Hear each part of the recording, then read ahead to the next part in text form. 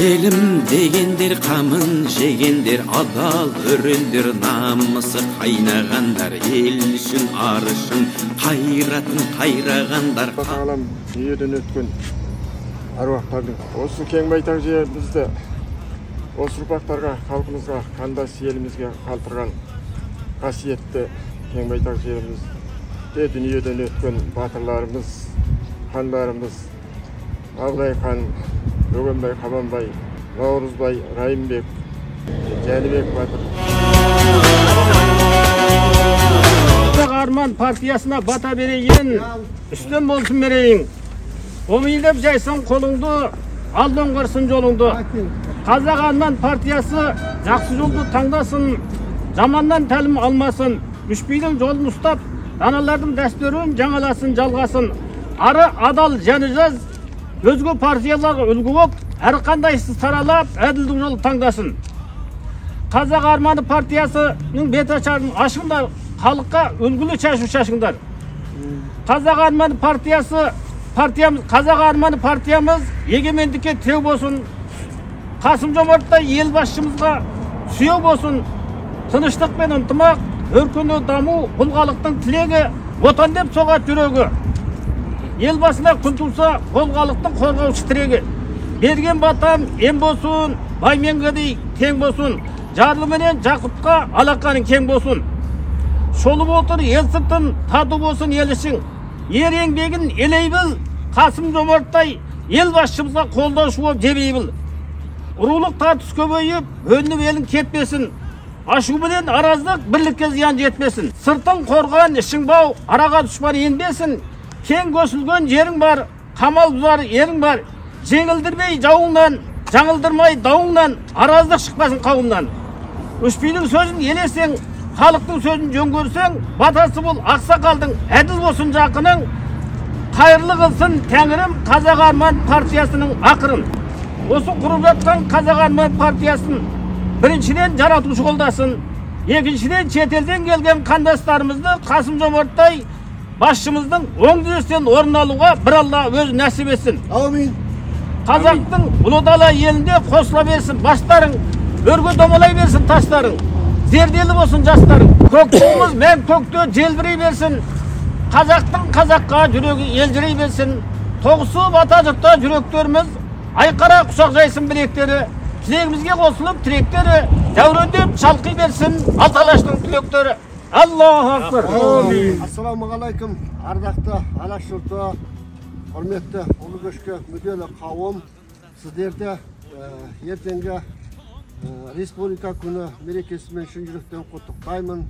Қазақстан Республикасының егемендігі туралы декларация бұл тәуелсіздікке жол ашқан ақжолтай құжат. Кеше президентіміз осылай айтты.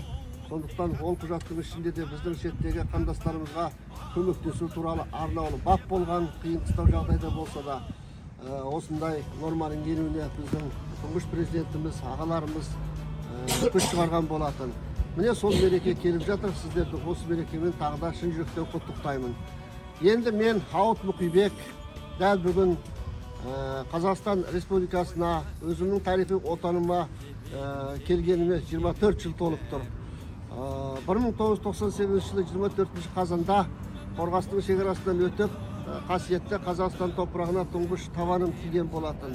Мен үшін бұл 24 қазан үлкен мереке, мені бақытты күнге жеткізген бір өмірімдегі сондай даталы күндер есептеймін. Осы күнді ырымдап, бүгін бір тың бастаманы сіздермен бөлісуді жөн деп санадым. Өздеріңіз білесіздер, сол 24 жылдың 12 жылы қазақтың аса көрнекті ақыны Тұманбай Молдағалиевтің қасында өтті. Қалған соңғы 12 жылы тұңғыш президент бастаған Қасым-Жомарт Тоқаев жалғастырып отырған көші-қон саясатын, оның көшінің жаңағы аттырманын бүтіндеу жұмысымен өтіп келе жатыр. Соңғы 12 жылда бір күн тынбастан осы мәселемен мен айналысып келе жатқан азаматпын. Құдайға шүкір, жетістіктер бар. Көші-қонның заңнамалары белгілі дәрежеде түзетілді, толықтырылды. Соның қызығын біздің қандас ағайындарымыз көріп жатыр. Бірақ соңғы 15 жылдың көлемінде біздің көші-қон саясатына ішкі және сыртқы күштер қатты әсер етіп, ұлы көшті тоқтатуға барын салды. Міне соның аяғы әлі күнге шейін үзілмей келе жатыр. біздің президентіміз Қасым-Жомарт Тоқаев дүниежүзінде қазақтардың басын туған жерде қосу біздің қасиетті парызымыз деген болатын. Соған қарамастан жасалған үкіметтің тұжырымдамасы президенттің сөзіне мүлде кереғар болып шықты. Бұл ұлы көшті тоқтатуға бағытталған тұжырымдама екені біздің көңілімізге қаяу түсірді. Сондықтан мен Қасым-Жомарт Кемел Тоқаевтың ұлы мақсаттарын жүзеге асыруға көмектесу мақсатында бүгіннен бастап Қазақ Арманы деген партия құруға шешім қабылдадым. Бүгіннен бастап Қазақ Арманы партиясының құратынымды жариялаймын. Құрметті алты құрлықта жүрген Алаштың баласы, барлығымыз бірге болып, әділетті, қуатты Қазақстан құруға көмектесейік. Мен сіздерді осы партияға шақырамын. Қадірлі ауыт бауырым, сен мынау көптеген жылдан бері соңғы жылдары үлкен мәселелерді, әсіресе шеттегі қазақтың елге оралуына, оларға байланысты заңдардың тиісті дәрежеде қабылдануына көп ықпал етіп азаматтық танытып келе жатырсың. Ол еңбегінің жемісінде халқың көріп жатыр шет жағасын. Алынбаған қамалдар да бар әлі. Сондықтан осы мақсатта мына халқымыздың, еліміздің бірлігі,